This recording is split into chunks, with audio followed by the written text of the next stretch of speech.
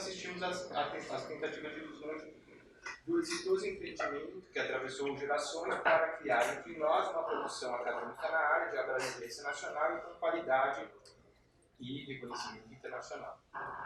Como toda área acadêmica, a filosofia é um empreendimento que requer cuidados constantes.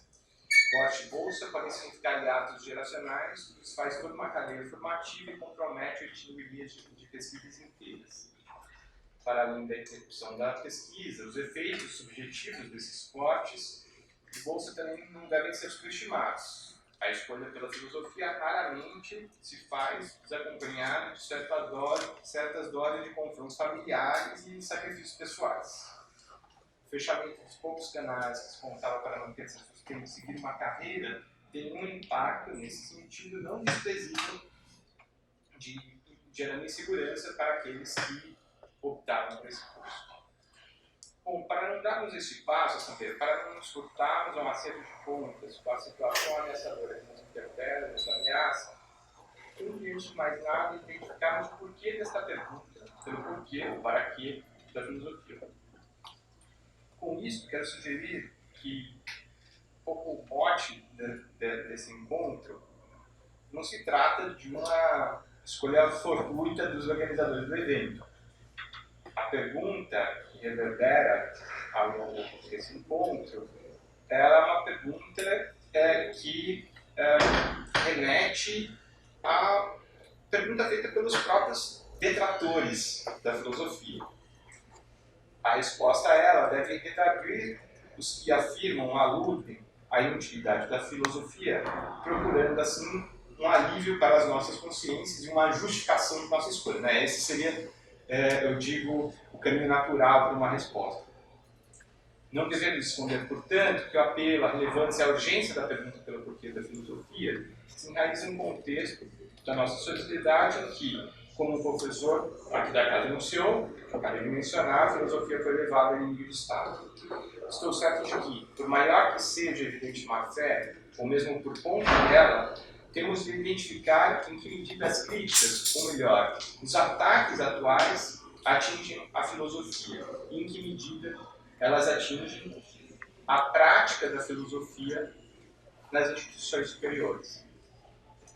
É importante analisar em que medida os ataques não se direcionam mais à prática da filosofia do que à própria filosofia, porque, neste caso, nós temos que mudar sensivelmente a maneira de lidar com esses ataques. Não me parece haver de maneira consistente e orquestrada, no atual contexto, uma crítica à filosofia enquanto tal. Mesmo por parte da direita, de onde vem a maioria dos ataques, não parece haver um esforço pela criação de um movimento de denúncia ou achaque da filosofia. A filosofia tida como algo completamente... eu não tenho esse termo, mas a filosofia enquanto tal. Então eu vou explicar ao longo do texto que eu identifico aí. É claro, no entanto, que o que se faz sobre o nome de filosofia, por alguns desses detratores, não se trata de filosofia. Se tem certamente uma confusão entre filosofia e não filosofia. Mesmo uma revalorização canhestra, mais ideológica do que acadêmica, de uma tradição liberal que se reivindica parte da filosofia, aponta que não há um ataque direto à filosofia, mas um processo de confusão entre filosofia e não filosofia. Ao menos no discurso não se ataca a filosofia, ataca-se filósofos. Ataca-se uma forma de fazer filosofia com armas muitas vezes não filosóficas. O veio principal da crítica à filosofia parece ser do contrário. A crítica à filosofia parece ser uma crítica à prática da filosofia. Mas ainda a crítica à prática da filosofia pode se dar de mais de uma maneira, a saber, pelo conteúdo e pela forma. Não resta dúvida que há perseguição e intolerância em relação a determinadas temáticas da pesquisa filosófica. Há um esforço de subsumir estudos de gênero, nos quais a filosofia tem uma voz importante, a ideologia de gênero, por exemplo. Há toda uma perseguição ao marxismo ou uma estranha noção de marxismo cultural que abrange dos Beatles a teoria crítica. Mas acredito que o que deveria nos preocupar de maneira mais prominente é a crítica à forma que se faz filosofia. o esforço obscurantista de se instituir um novo índice. Um índice que determina se pode ou não se pode ser estudado. Por outro, há um outro tipo de crítica que tende a ser mais duradoura, criar mais raízes e seduzir porções mais amplas da sociedade. Ou seja, a crítica que aponta para o fato da filosofia no Brasil ser feita sob patrocínio do Estado. O fato da filosofia ser feita sob patrocínio estatal facilita o discurso de que a filosofia deve se curvar aos interesses do governo de plantão, ou mesmo aos interesses da sociedade providencialmente reduzida ao mercado do trabalho. A história da filosofia nos oferece, no entanto, elementos para precisar melhor a relação entre filosofia, governo e sociedade. Antes, portanto, de abordar fazemos da filosofia, o que da filosofia, vou analisar um grande desvio. Um desvio que, a meu ver, permite que vislumbremos melhor a raiz, por um lado, o verdadeiro risco que correria a filosofia atualmente, e, por outro, as dificuldades da prática da filosofia na medida que ela se coloca na instituição universitária sob patrocínio do Estado. Então, primeira parte dessa reconstrução histórica.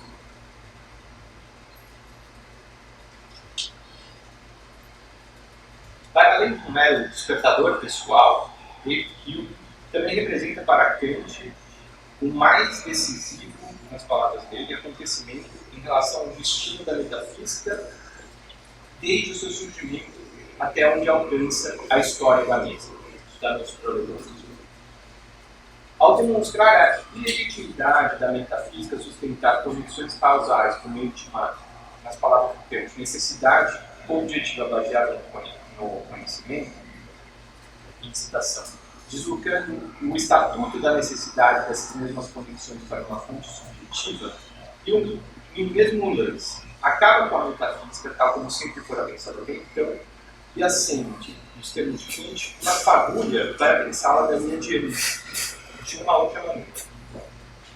Kant está traçando aqui a linha que vai separar os seus partidários, posteriormente, dentre eles Fichte, Schelling e Hegel, e todos que ainda não estariam à altura do seu próprio tempo, o tempo da crítica, que deve submeter todas as crenças ao crivo da razão.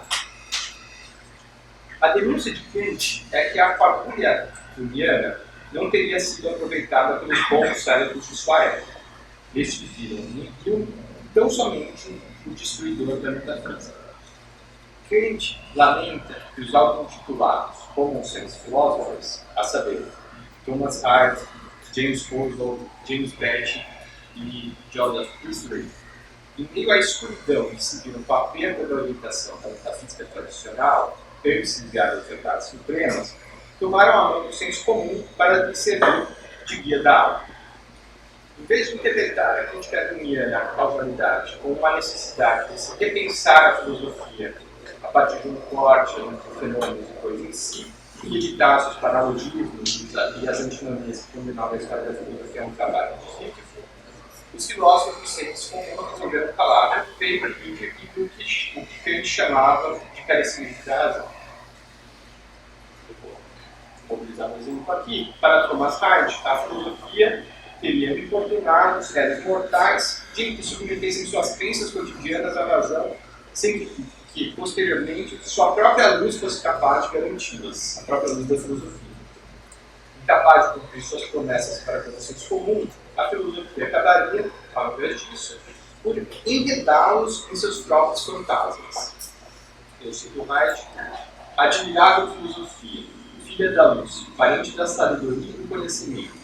Mas se você não tem o poder de dissipar as nuvens dos fantasmas que você descobriu ou criou, afaste esse raio maligno e perigoso.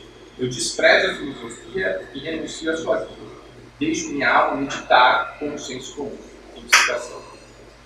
Se a filosofia, em seus modos tradicionais, não poderia mais cumprir o dia da alma, pois não conseguiria afastar seus fantasmas, melhor abdicar depois do trabalho esforçado dos dogmáticos em demonstrações por longos encadeamentos, a partir de um fundamento de princípio ou de um princípio de razão suficiente, se contentar de vez com o que o próprio senso comum tem por oferecer. Kant suspeita que seria antes por covarde diversão do que ousado desprendimento, e os comuns filósofos acabariam por condenar o pensamento que aspira a se alçar acima das platitudes do prosaísmo cotidiano. Para esses porta-vozes do senso comum, bastaria ligar que uma proposição seria senso comum, para tal, como o efeito de, nas palavras do Kant, uma varinha de condão, a execução das mais difíceis demonstrações se darem por feitas. Apelamos ao senso comum e podemos nos circunscrever de qualquer esforço argumentativo. Como um passo de mágica, uma proposição duvidosa se transforma em certeza inatacável. A gente chega a perguntar numa sessão da lógica. E o que é o senso comum? É a faculdade do conhecimento e do uso das regras em concreto, por oposição ao entendimento especulativo, que é uma faculdade do conhecimento das regras em abstrato. Fim de citação. O fato dos comuns filósofos colapsarem no pensamento abstrato em concreto não deixa de ser motivo de desconcerto para Kant. Tanto que o recurso à rudeza do entendimento do senso comum é feito numa época em que a cultura já não se coaduna com a alegada inocência dos povos de outrora. Para Kant, common sense, como vinculado ao entendimento, ele usa um termo técnico, gemeiner Menschenverstand, nunca deixou de se referir àquilo que tem um caráter vulgar. Eu cito aqui do juízo, que se encontra por toda parte e cuja posse absolutamente não há nenhum mérito ou vantagem. Fim de citação. Ou ainda, novamente, citando, ao mínimo que sempre se pode esperar de alguém que pretenda chamar-se ser humano. Fim de citação. Uma rudeza talvez compreensível e legítima para outros tempos, mas inadequada a uma época cuja vida seria impensável sem os progressos das ciências e das artes. Não caberia confundir esta primeira acepção do senso comum como senso que é vulgarizado com o senso comum como herdeiro do conceito latino de sensu communis, que se refere a um sentido comunitário. Daí a contraposição que a gente vai fazer a um Gemeinsinn, que estabeleceriam nas palavras de um comentador as possibilidades de um acordo intersubjetivo. O Gemeinsinn, esse centro comunitário, seria, nas palavras de Kant, a pedra de toque subjetivamente necessária para a correção dos nossos juízos. E de todo o importante conceito kantiano de público, que é colocado precisamente em contraposição ao senso comum entendido como entendimento, entendido como esse gemeiner Menschenverstand. A dita filosofia do senso comum, quando se apega à primeira acepção, reafirma a rudeza que, por prescindir de mediação, só serve para reforçar os sensos privados, comprometendo mesmo as condições para a confrontação necessária com o entendimento dos outros. Mas o que intriga Kant é que os filósofos do senso comum tenham vindo à cena justamente depois das dúvidas céticas lançadas por Hegel.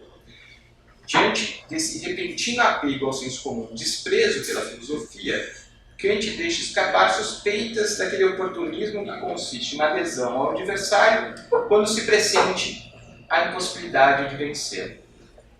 Eu cito, aqui dos prolegômenos, apelar para o entendimento comum somente quando o discernimento e a ciência estão em declínio, e não antes, é uma das mais sutis invenções dos novos tempos. Seria mesmo difícil se afastar da desconfiança de que, por trás dessa adesão de última hora a partir do senso comum, estivesse sendo tramado uma estratégia visando evitar que o ceticismo viesse destruir os dogmáticos de todas as suas posições. Tomando o senso comum como seu avatar, o dogmatismo se tornaria ainda mais autoritário, pois a outra face da profissão de unidade dada pela renúncia de todas as balônicas pretensões filosóficas seria a arrogância de se colocar como fiel depositário dos interesses do senso comum. Com esse título, haveria legitimação para simplesmente virar as costas para o cético e para os dogmáticos Lavoisier, desqualificando-os como interlocutores e dando um passo para além, ou aquém, dos marcos que delimitam o campo de possibilidade de um entendimento racional. Income ao sadio entendimento humano, repara ao mesmo tempo a acusação de doente para desqualificar de antemão o entendimento que lhe venha mostrar discordância. O filósofo do senso comum faz crer, em relação ao metafísico, de que nada vale os argumentos. Trata-se de um caso para a enfermaria, caso do metafísico. Só um termo tirado, inclusive, do Heidegger. Essa tendência a se esquivar ao diálogo autêntico, aberto para o convencimento de ambas as partes, que está implicado no expediente de fazer valer seu ponto de vista por um título de preocupação, como sendo um sadio entendimento humano, que transforma, para parafrasear o Tempo Praga, num texto que ele aborda justamente essa relação entre ceticismo e senso comum, a opinião em ortodoxia. Paradoxalmente, o dogmatismo do senso comum se revela assim virtualmente ainda mais dogmático do que aquele dos próprios dogmáticos. O atraso civilizacional dos alemães em relação a outros povos não poderia iludir ninguém sobre as efetivas tendências da época. Nas palavras de Kant, antiga organização dos estudos universitários, seguindo aqui, que ainda conservam a sombra da metafísica, ou mesmo as iniciativas esporádicas da Real Academia de Ciências de Berlim, de, nas palavras de Kant, propor ocasionalmente prêmios, levando, novamente nas palavras dele, a uma e outra tentativa nesta matéria, seria um vestígio de um tempo passado, que empalidece diante do, palavra dele, ardor dos princípios da ciência de todo jeito em povos mais cultivados.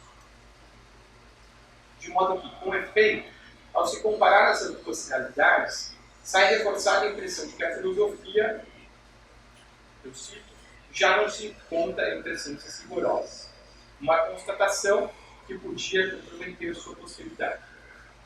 Assim como se contrapunha a substituição da filosofia pelo senso comum, Kant não vai deixar de entender este desprestígio da filosofia no interior da universidade. Então, só para explicitar uma relação aqui que talvez tenha ficado um pouco obscura, né?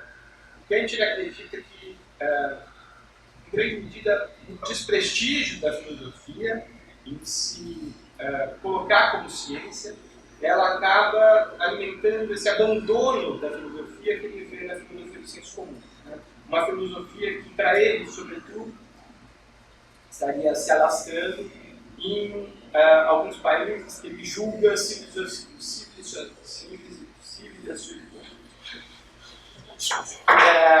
em termos civilizacionais mais avançados que a Alemanha. Por mais que as demais ciências modernas pudessem continuar a atuar muito bem sem elas, a filosofia seria para Kant a principal responsável por promover um novo modo de pensar, do que dependeria a continuidade do processo de esclarecimento. Sabemos como Kant define o esclarecimento no opúsculo que escreve Basis auf Lehre, né, o que é esclarecimento. Ele define como a saída do ser humano, de uma minoridade de que ele mesmo é culpado.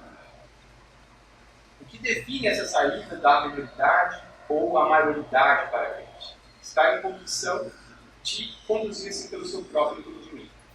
Um entendimento que, no entanto, não deve ser confundido com o entendimento privado, o entendimento particular ou idiosincrático do sujeito isolado. O entendimento, no caso, aqui é o entendimento que se faz publicamente. A filosofia teria essa função de promover esse entendimento público, por ser ela somente capaz de atender o que seria o esclarecimento da razão. A filosofia deve limitar a faculdade de julgar lá onde se vai além de toda a experiência. A filosofia não se voltaria para fins particulares e instrumentais da legitimação, mas para fins universais a priori. Ou, em outros termos, ela que deveria direcionar o interesse da razão para realizar a convergência entre felicidade e moralidade. Essa defesa que a gente promove da filosofia também é uma defesa de que a filosofia continua a ocupar um lugar de destaque na arquitetura das faculdades universitárias. Pelo oposto do que é esclarecimento, a gente vai denunciar a sanha dos tutores, fazendo os seus discípulos acostumarem-se e convidarem-se com o comodismo vigente da menoridade. Possui um livro que faz as vezes do meu entendimento, um guru espiritual que faz as vezes da minha consciência, um médico que diz por minha dieta, etc. Assim, não preciso eu mesmo despender nenhum esforço. Fim de citação.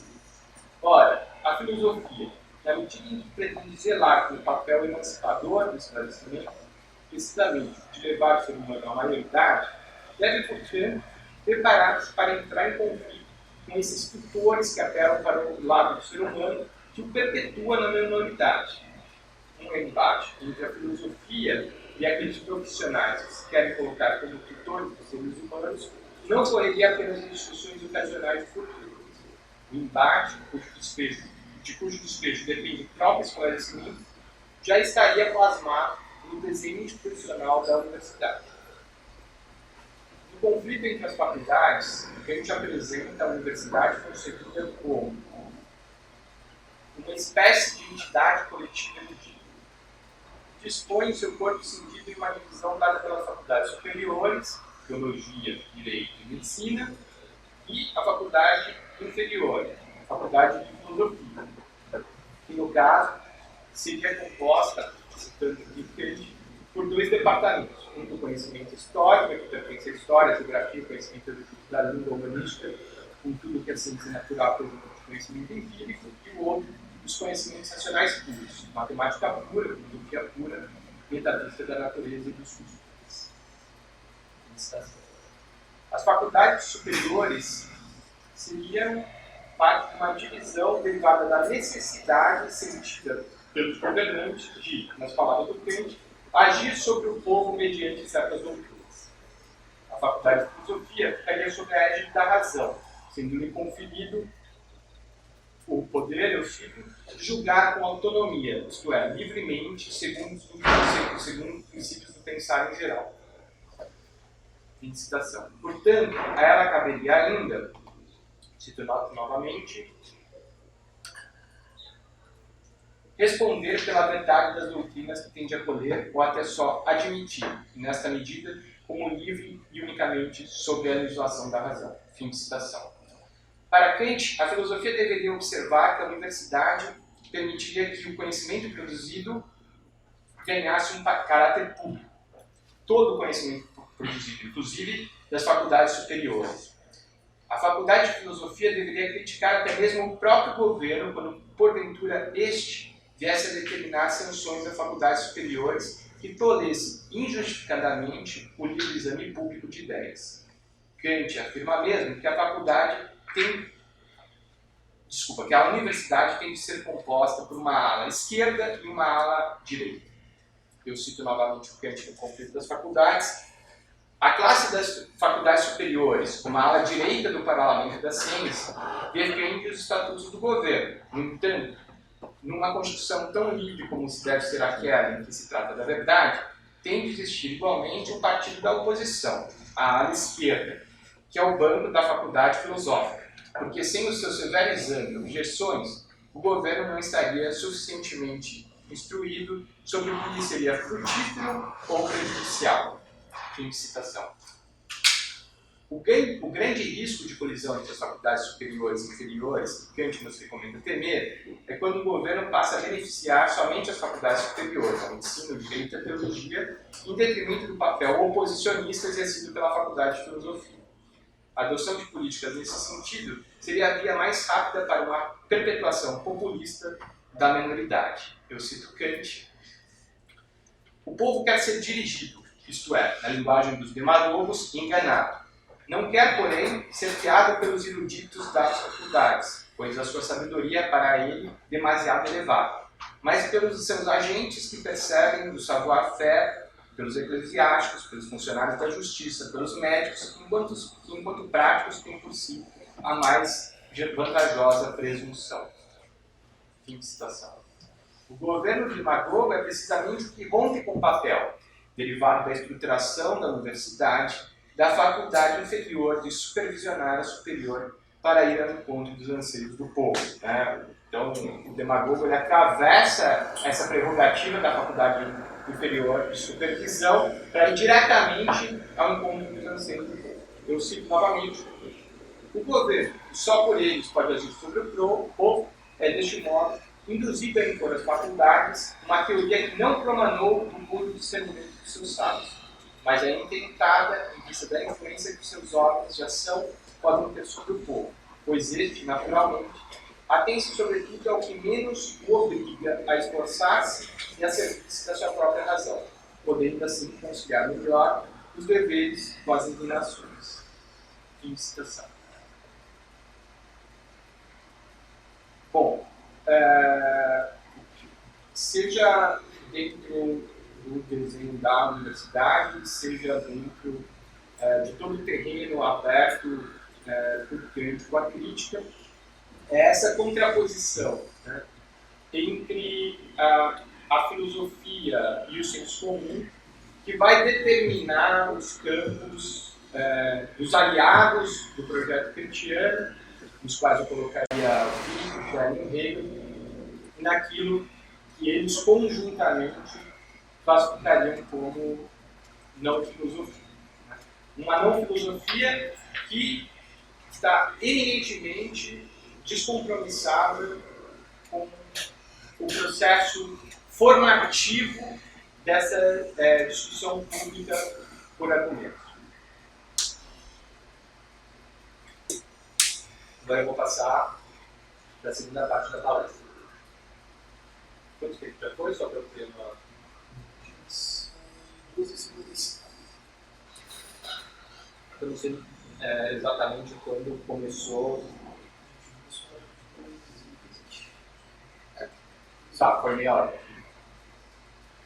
Para apurarmos e atualizarmos a maneira como são apreciados os problemas da relação prática e institucional da filosofia do Estado, em outras palavras, para problematizarmos o fato de que o governo tende a contornar a faculdade de filosofia, é preciso compreender a concepção de universidade que passou a viger nos tempos mais recentes.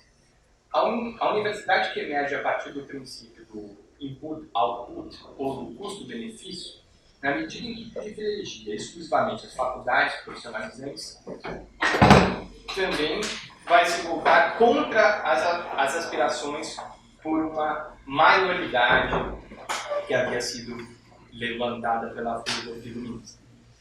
O que eu tentarei mostrar brevemente aqui é que, na origem de sua doutrina, a universidade do princípio custo-benefício não justifica sua contrariedade com a filosofia e outras ciências humanas e básicas, mas a contrariedade em relação à filosofia justifica a universidade de custo-benefício. Eu acho que mais para frente isso vai ficar mais claro. Ao menos é esta a relação que podemos flagrar uma das fontes justificadoras mais importantes do modelo desta universidade, a sociologia dos intelectuais, oferecida por Schumpeter no seu Capitalismo, Socialismo e Democracia. É no capítulo 8, Utilidade Crescente, dedicado a esta temática, que vemos Schumpeter denunciar a formação de um excedente de profissionais liberais como um risco para o capitalismo e a democracia. Segundo Schumpeter, quando a expansão do ensino superior, visando o provimento de profissões liberais e quase liberais, vai além do ponto determinado por considerações de cost return, nas palavras dele, então tem-se a gerar, nas palavras dele ainda, um caso particularmente importante de desemprego setorial. Ou mesmo, segue Schumpeter, condições insatisfatórias de emprego, empregos de segunda classe ou em níveis inferiores àqueles dos mais bem remunerados trabalhadores manuais. Fim de citação. Seria este contingente de profissionais liberais, fora os deslocados no mercado de trabalho, estaria propenso a tornar-se intelectual. Eu cito novamente: todos os desempregados, os insatisfatoriamente empregados e os inempregáveis se deslocam para as atividades, os padrões são menos definidos, ou em que tem importância aptidões ou conhecimentos de outro tipo. eles engrossam a hoste de intelectuais no sentido estrito do termo, cujo número aumenta desproporcionalmente. Entram em estado mental de descontentamento. Fim de citação. Mas o problema para Schumpeter não é apenas que o intelectual se mostra descontente, mas que, nas palavras dele, o descontentamento gera ressentimento. A se fiar em Schumpeter, portanto, a crítica que os intelectuais tenderiam a dirigir à sociedade capitalista não proveria de uma, nas palavras do Schumpeter, justa indignação com as mazelas sociais geradas por esse sistema econômico, mas de uma racionalização do seu fracasso pessoal em se inserir no mercado de trabalho. Trocando miúdos. A crítica intelectual, ou do intelectual, não seria derivada de um processo reflexivo e ponderável da realidade social, que visa emancipar a todos os indivíduos da sociedade. Mas tão somente de uma sanha deste intelectual de tirar uma desforra particular pela forma como a sociedade o alventou no desemprego. Até aí, no entanto, o que teríamos de tão ameaçador em uma hoste de intelectuais descontentes e ressentidos com o capitalismo? Por que o capitalismo deveria se importunar num setor claramente minoritário, que teria a palavra como a sua única arma? O ponto é que, por mais inofensivos que os intelectuais possam parecer como um grupo isolado, eles teriam, segundo Schumpeter, uma capacidade muito importante para tecer alianças. Seria este poder que significaria um sério entendimento ao funcionamento do capitalismo. Para Schumpeter, os intelectuais teriam facilidade de estabelecer 3 diferentes frentes de aliança. 1. Com a classe trabalhadora. 2. Com os políticos profissionais. 3. Com as burocracias administrativas do Estado. No primeiro dos casos, o risco está em que a hostilidade dos intelectuais serviria para alimentar e radicalizar a hostilidade dos trabalhadores. Para Schumpeter, seriam os intelectuais os responsáveis por radicalizar a insatisfação das massas e arremetê-las em uma investida revolucionária contra as bases da sociedade capitalista. Eu cito: assim, conquanto não tenham criado o movimento operário, os intelectuais o transformaram em algo substancialmente diferente do que seria sem eles. É o ressentimento intelectual que inocula o viés revolucionário nos movimentos de massa. Ao executar a liderança dos movimentos sindicais, inventando slogans, provendo teorias e incentivando sua consciência, os intelectuais, naturalmente, o radicalizaram e, enfim, imprimiram uma tendência revolucionária às práticas sindicais mais burguesas. Tendência que a maioria dos dirigentes não intelectuais ressentiram muito no início. Os intelectuais seriam os responsáveis por transformar as aspirações de eminentemente burgueses dos sindicatos por pretensões efetivamente revolucionárias. Segunda lei. No segundo caso, os políticos profissionais, os intelectuais, cientes que o modo representativo é só um lado da moeda, forneceriam aos políticos vantagens competitivas na disputa por liderança. Por exemplo, escrevendo discursos, panfletos, aconselhando, criando a reputação dos políticos profissionais. Por fim, a terceira aliança, os intelectuais se valeriam do atraso, nas palavras de Schumpeter, do alto funcionalismo público, que nunca se identificaram plenamente com valores burgueses, e com uma afinidade da divisão de mundo, com uma educação similar, para lhes incutir uma contrariedade frente à ordem capitalista. Com o potencial de criar este amplo arco de alianças, o inofensivo intelectual torna-se uma grande ameaça ao capitalismo. Recomenda que, para evitar uma convulsão social, as universidades controlem a produção de diplomas de acordo com a demanda do mercado de trabalho, que, como se sabe, não é dos mais camaradas com bacharéis ou licenciados de filosofia.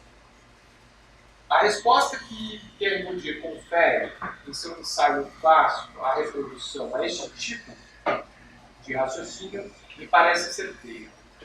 Bourdieu argumenta que a lógica custo-benefício aplicada à universidade de Bourdieu. Eu cito: todo o sistema das relações que comanda a relação de uma categoria de indivíduos com o seu futuro profissional há um efeito mecânico da correspondência, ou da não correspondência da oferta e da procura de trabalho.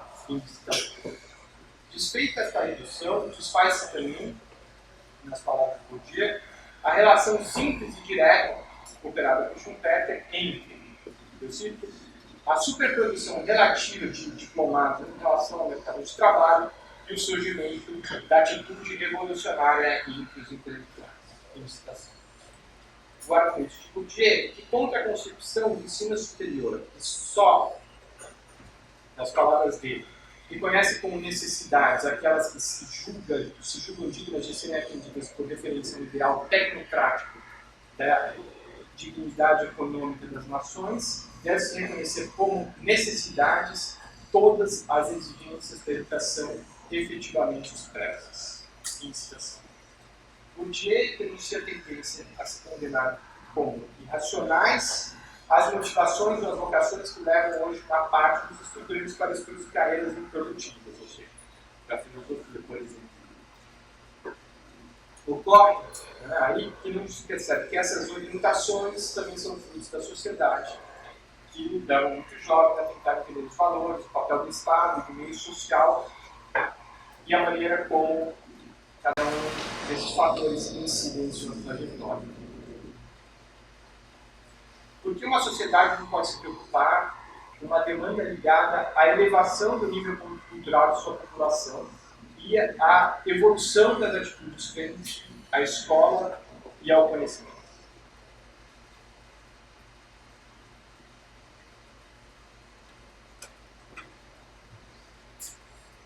Bom,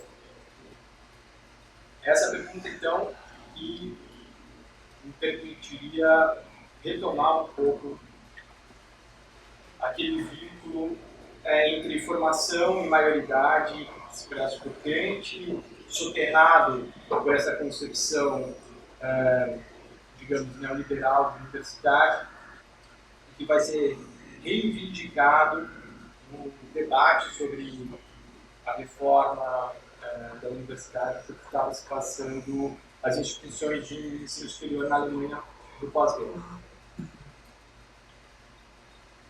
Na fala de abertura do Cinético de Inverno, de 52 e 53, Marx Horkheimer dirigiu-se assim aos estudantes que ingressavam na Universidade de Frankfurt. Eu cito: por vezes a tradição da família pode ter um papel, a circunstância de que profissões liberais e educadas são familiares, o exemplo à vontade do pai, a pressão das relações. Junto a tais momentos, advém também a representação que, em distintos graus, é própria da consciência de todos os jovens estudantes, mesmo quando a dureza da vida a eles se entregar.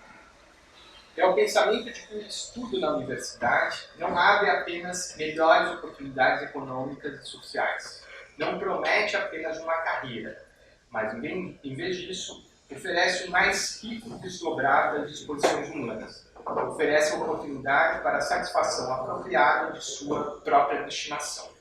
O conceito que logo se apresenta quando esta representação deve ganhar expressão é o conceito de formação biológica. Fim de citação. É, sem dúvida alguma, este conceito de Bildung dialoga com a maneira como Bourdieu concebe o papel da universidade. Entanto, é preciso identificar que mesmo este conceito de Bildung teria passado por uma crise ligada ao ritmo da sociedade moderna e aos efeitos da sua relação instrumentalizante com a natureza. O discurso de Horkheimer não deixar de apresentar suspeitas em relação a uma definição por demais apegada à filologia do termo. Uma definição que remeteria a um afastamento de uma natureza primitiva, uma sociedade que se mostrava, no entanto, completamente tecnicizada. 10 anos mais tarde, Habermas vai oferecer uma nova fala, se centrando precisamente nessa transformação do conceito de formação, intitulado sobre a transformação social da formação acadêmica. A maneira como Habermas vai construir esse texto quebra com a relação prevista por Kant entre faculdade superior e faculdade inferior. Seu núcleo é traçar o conceito de building na medida em que a formação profissional perde a orientação exclusivamente técnica, no sentido grego, que ele era imanente quando da sua conceitualização na filosofia clássica alemã. Habermas teoriza sobre a maneira como progressivamente a universidade moderna foi abarcando cada vez mais cursos em suas faculdades. No começo, como verificamos com Kant, esse processo era visto com desconfiança. Para Habermas, num contexto ainda pré-industrial, as profissões na Alemanha ainda estavam por demais atreladas a um modelo de aprendizado próprio a um ofício, a fim de garantir que elas conseguissem apresentar um caráter universitário, um vínculo com a formação. Era necessário que as faculdades superiores fossem supervisionadas pela faculdade inferior, a filosofia.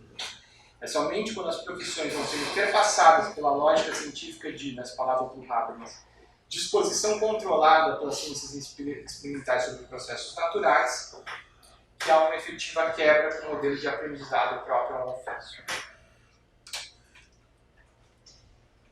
Em outras palavras, o aspirante a médico se forma, sobretudo, frequentando a clínica de um outro médico já consagrado, com vistas a aprender as suas habilidades e artes profissionais.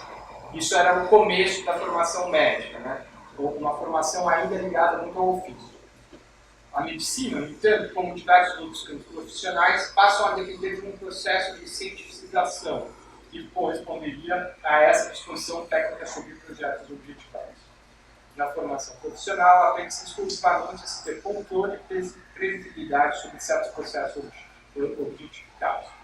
Perde-se com a transição a este modelo o vínculo que a formação universitária tinha anteriormente com a maioridade. Para recuperar este vínculo, é necessário que os profissionais sejam capazes de exercer uma capacidade reflexiva que os permitam pensar as suas práticas também à luz de seus efeitos no mundo da vida. Eu cito Habermas. O progresso técnico perde sua sugestiva aparência numa espécie de automatismo quando refletimos sobre o contexto social de interesses, a partir do qual sua direção concreta é determinada de modo naturalista. E se esclarece ainda que as recomendações técnicas obtidas a partir da análise das uniformidades empíricas têm de ser interpretadas novamente em relação às suas consequências práticas. Essas consequências apontam para o horizonte histórico do mundo da vida social. Bom, a formação da filosofia, eu acho que ela não escapa desse viés profissionalizante. Ela não escapa a essa tentativa de ensinar certos processos ligados a essa objetificação que leva a um certo domínio de operações que valeriam universalmente. Acho que a mais destacada dessas operações é, sem dúvida nenhuma, a leitura de texto. Tá, vou tentar finalizar. Bom, no meu curso de graduação, quando ouvi falar para os meus professores que eu tinha entrado no curso que ensinava a ler e escrever, me assustei. Né? Achei que, no máximo, aquilo poderia ser uma espécie de auto-ironia, um xiste, que escondesse pretensões mais elevadas do curso de filosofia. Mas depois eu comecei a perceber que esse tipo de princípio seria uma maneira de afirmar o viés completamente não doutrinal do curso da filosofia. E, dessa maneira, tinha como objetivo afastar, em alguma medida, a ânsia por lustre e erudição que às vezes nos acometia nos primeiros anos do nosso curso. Eu também me surpreendia, né, nas primeiras aulas, com a recomendação profilática de um afastamento do juízo de valor em relação ao texto estudado e uma proposição para a gente se autoconter nos esforços de correlacionar os nossos problemas mais cotidianos ou as nossas mais variadas formas de interesse com os textos que estavam sendo debatidos em sala de aula.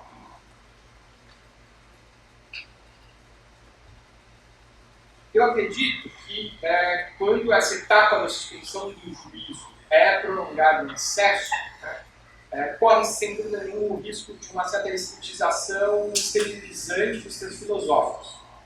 Mas uma justa medida desse princípio, uma suspensão provisória do juízo, me parece uma condição indispensável para a reconstrução respeitosa dos argumentos, dos conceitos que sustentam uma posição defendida por um autor ou uma autora que estão sendo estudados.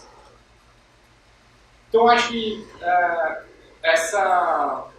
esse espanto, que eu tive na minha experiência quando entrei na filosofia, ela remetia a um certo preconceito, a uma certa incapacidade de fazer uma distinção que, no livro recente, o professor Marcos Sacchini vai enfatizar como crucial para um curso de formação do ensino superior, que é a distinção entre uma leitura que é baseada simplesmente na alfabetização escolar, numa associação de grafemas e fonemas, na apreensão de palavras como exprimindo certo sentido, na inserção de palavras em unidades sintáticas simples, e uma outra leitura, que é mais propriamente a ligada à filosofia, que tem um nível de identificação, que possui um potencial libertador. Eu cito aqui o professor Sacchini: a leitura não se reduz a um tipo de operação mecanizada simples, embora sem dúvida pressuponha a automatização de alguns processos perceptivos cognitivos. Longe de ser um ato transparente, completamente dominado por aqueles que passaram por alfabetização escolar, a leitura é um processo complexo, passível de densificação, conforme os interesses específicos a que se vão. Mais adiante, aí o professor Sacchini: a leitura não é dessa forma um mero exercício de uma capacidade totalmente dominada por um sujeito em plena posse de si, de suas crenças, mas talvez uma propícia ocasião para relativizar essa concepção estática de subjetividade. Que as pessoas reconheçam as amplas possibilidades inerentes ao processo de leitura, abre uma via para que elas, no fundo, reconheçam a riqueza da própria existência subjetiva, sem se obstinarem em crenças e modos de ação herdados repetidamente, mas comprometendo-se a examinar a complexidade dos tópicos estudados e a buscar justificativas mais bem sustentadas dos posicionamentos assumidos. Então, eu acho que a filosofia ela tem essa capacidade de ensinar uma certa leitura que é, em grande medida, libertadora. Mas, ainda assim, é uma formação profissionalizante. É uma formação que não carrega consigo essa ambição mais ampla que haveria uma formação universitária no sentido forte da palavra. E eu acho que a filosofia ela precisa, nesse momento, refletir, então, como Habermas propunha, aos efeitos um pouco dessa formação profissionalizante, digamos, no mundo da vida. E pensar, a partir desses efeitos, sobre como que ela deve seguir, quais seriam os que o Habermas chama de interesses do conhecimento. Seria só voltando a entender, por exemplo, qual é o impacto das políticas de ensino superior, qual é o impacto das formulações, da maneira em que se estuda as outras ciências básicas e humanas, que eu acho que a filosofia ela poderia recuperar, então, esse vínculo com a maioridade própria, a sua formação, que se colocava definitivamente em contraponto ao que Kant categorizava como uma saída dos desafios filosóficos pelo senso comum. Beleza.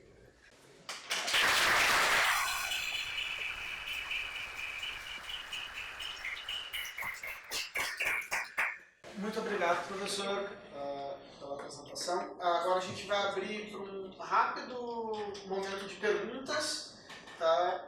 Até porque a gente já está um pouco passado do horário.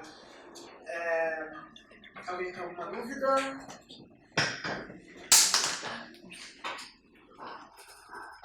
Tá, eu vou começar perguntando, assim pela perspectiva do Haber, que você citou no final também, né, que é pensar nessa a filosofia como ensinada na faculdade para um sentido mais profissionalizante, né? Mas qual seria o nicho profissionalizante que o senhor vê para esse caminho da filosofia? Qual seria realmente a saída, assim, no frigir dos ovos? Bom, eu acho que a gente tem que, em alguma medida, aceitar esse desafio, mas em alguma medida se desviar dele, né? Eu digo, a gente tem que evitar essa concepção que eu tentei tratar aqui da universidade, da formação universitária, como estritamente ditada por certas demandas do mercado de trabalho, né? Eu acho que a gente tem que evitar a identificação entre um diploma e uma profissão, né? E eu acho que a formação da filosofia ela só tem sentido quando se faz isso, né?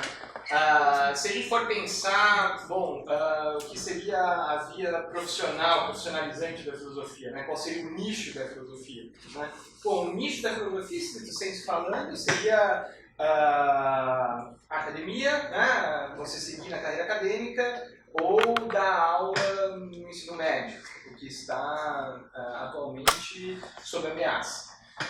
Mas eu não acho que a gente tenha que se restringir a isso. Eu acho que a filosofia, assim como diversas outras disciplinas que não têm uma pretensão de atender demandas mais diretas do mercado de trabalho, ela tem uma função formativa por si só.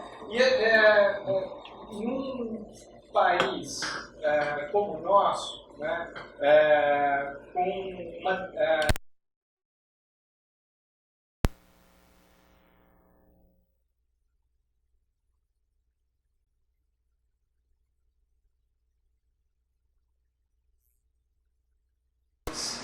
idade para tal você é no ensino superior. Em países da América Latina você tem 30, né? Em vários outros países você tem 50. Por essa deficiência, um diploma universitário, por si só, já tem um peso enorme. E há uma variedade de trajetórias incrível a partir da formação filosófica. Tem pessoas que vão atuar com curadoria de arte, tem pessoas que vão atuar com diplomacia, tem pessoas que vão atuar com gestão de aparelhos culturais, por exemplo, SESCs da vida, ou institutos culturais, que hoje em dia pululam por aí, tem várias instituições privadas que estão movendo isso.